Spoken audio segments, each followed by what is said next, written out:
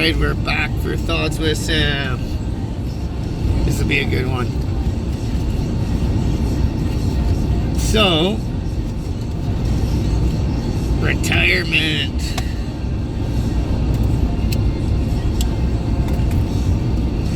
I've been thinking a lot about like a hunting and fishing resort. I used to work in one when I was younger. I don't know. I love fishing. I love ice fishing. I'm in Canada, so what better place to do it? But yeah, I used to work at a resort and hunting, fishing, and they've been out of business for a couple of years, I think. But yeah, so I've been thinking about that because like, what better way to enjoy my retirement but the rest of my life being out there doing what I want to do. So that's a lot too. So like, plan is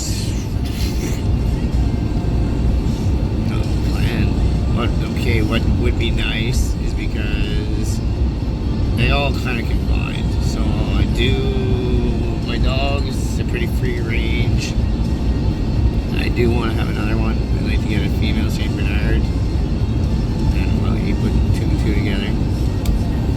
And also it'll be free range. I'd like to get the chicken shit too, but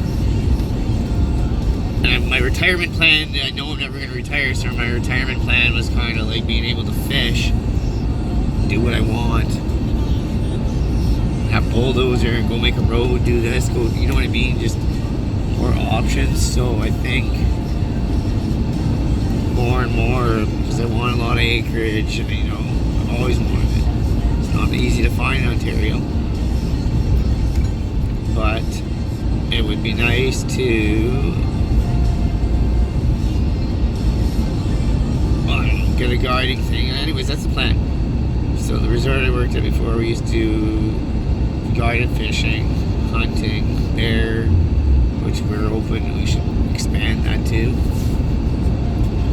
I want to do a lot of the fishing, and I want to get into the ice fishing, have Four Seasons cabins, all with wireless and their own septic kind of thing, and set up right. We'll have Skidoo rentals, side-by-side rentals, ice shack rentals, local and private for our friends from the south or west or the east or the north coming to rent out our great ice shacks. Spring bear hunt, fall bear hunt, regulations. Like, we'll see what happens here. I think there's going to be a lot of money put back into tourism once we get our new election and shit going in order, and maybe finally get something figured out with the U.S. But the employers I had before, like, they had to spend the whole winter going around the States, different fishing shows and stuff. Which, with my busy lifestyle, as much as I would enjoy doing that, it's not really in the budget. Doesn't matter, man. It catches my fishing time. But that's where I'm hoping that. What are you doing? That's where I'm hoping that the internet will come into play. Use that to its full advantage. Yeah. Not only that, we'd have the dining area too for the local area to be involved in. Because that was a big plus. They had the bar and they had all the stuffed animals. Not stuffed animals, but like taxidermied animals. It was neat, man. But yeah, so if you're interested in that, just throw a like, or I don't know, because that's where we're all headed here. Like, we have the houseboat build coming this summer. That's because we're going to be working on one of the rental properties, getting that set up.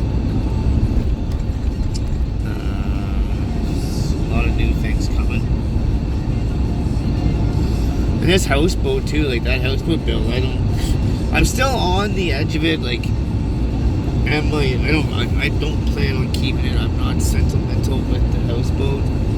So, it was always a plan to sell it. But I'm going to enjoy it while I have it in my possession. And when I build it, it's going to be built majority to my comfort, but there will be a lot of thought in the general user as accessible, and also it'll be like handicap accessible too. It's not going to be like a handy houseboat, but you know what I'm saying. And you have older family members and stuff too. Like everyone's got older people in their life that they want to get into that.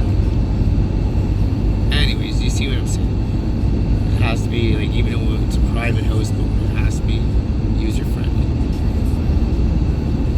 Anyways, that's a big project. That's going to be a lot of money invested, but I know it'll pay for itself in the end. There must be a lot of man hours in it, but many hands make less work.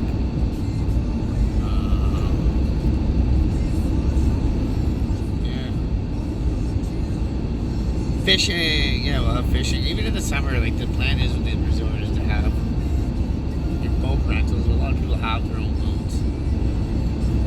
Side-by-side rentals. I'm getting into the side-by-side thing a lot more because I can't do skidooing because of my back. I used to be, I could probably do it with a newer skidoo, but I'm not into that new E-Tech shit.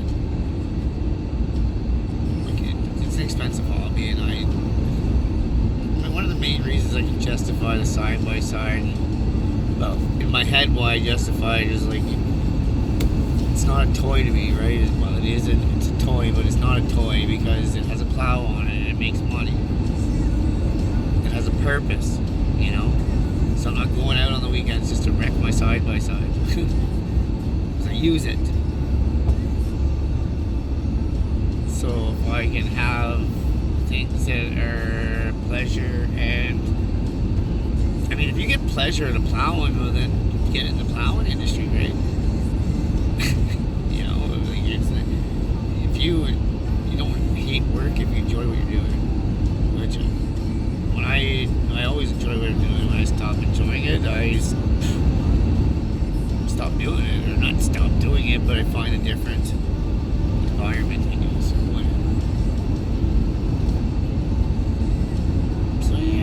That's where we're at with that.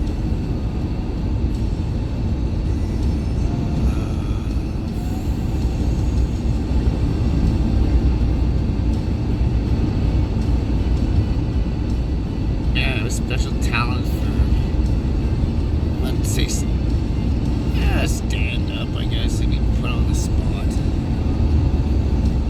Wait a minute. Been a lot of stressful meetings where I'm pretty much already under the bus. I'm the one that grabs the accelerator and makes sure that bus keeps on rolling and gets off of me. Actually, that's the best way to describe it. Just see, throw me under the bus, you're not the first one rolling, right? But, awesome.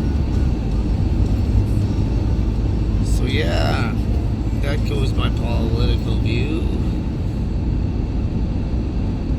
And I've literally had people telling me I should get into politics.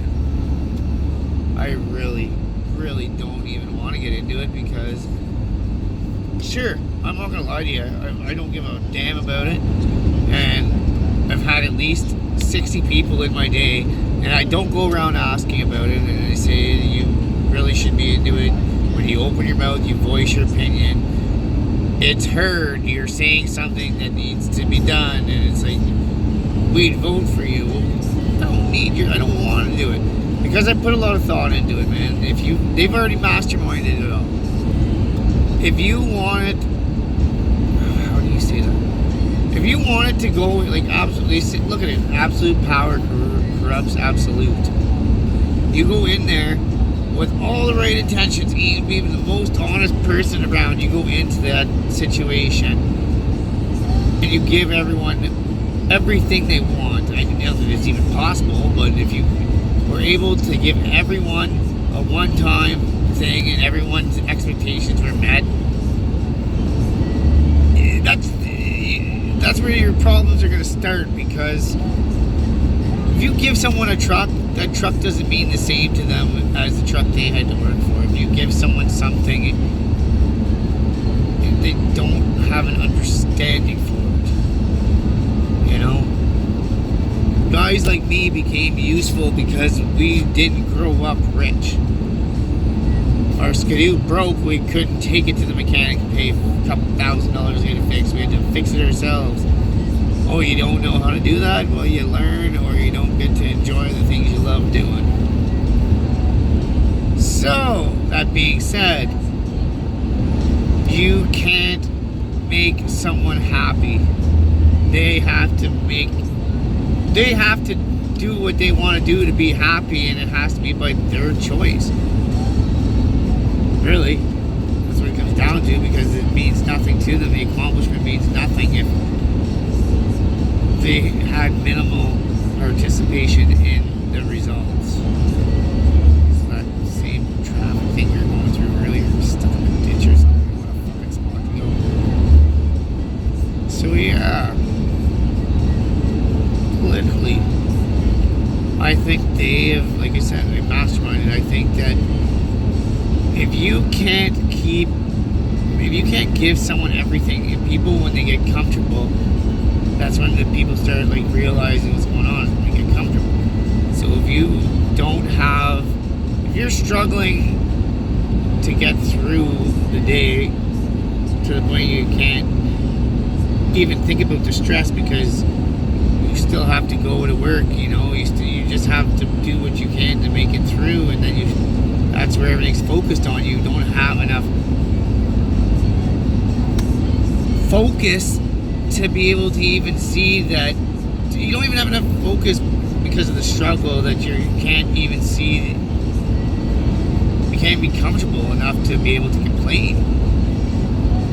You know, they're so comfortable. We're so not uncomfortable that we can't even complain about how uncomfortable we are, because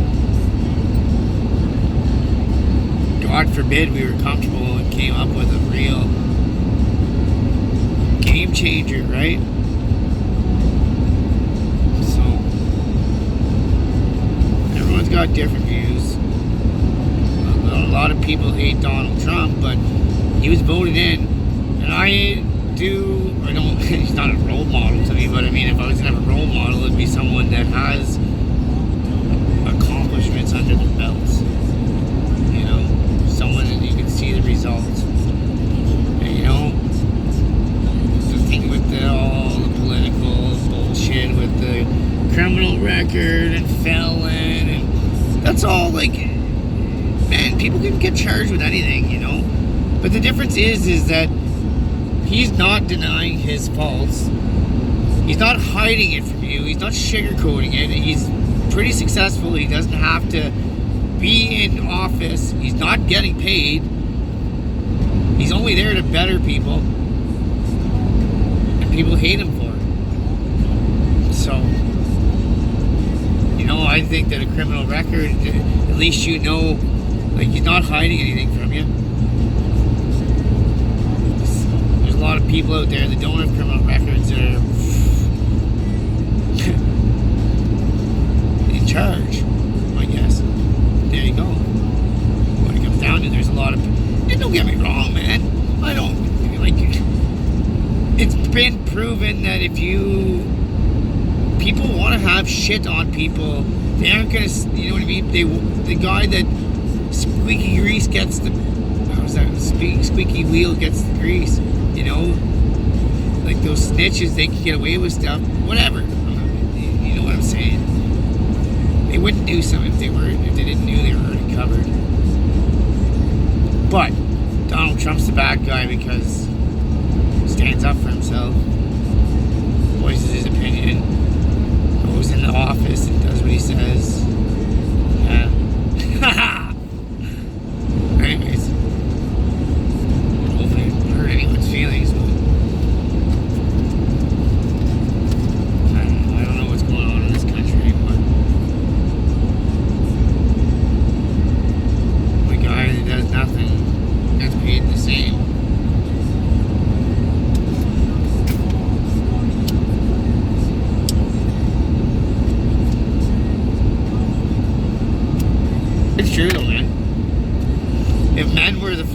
way now that they were, like, fucking.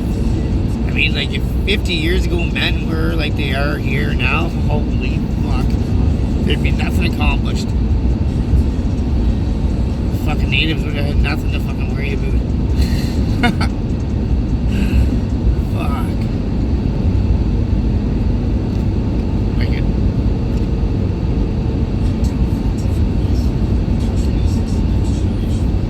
But yeah. Life's short. Don't waste it. Live your dreams. Set goals. Eat dessert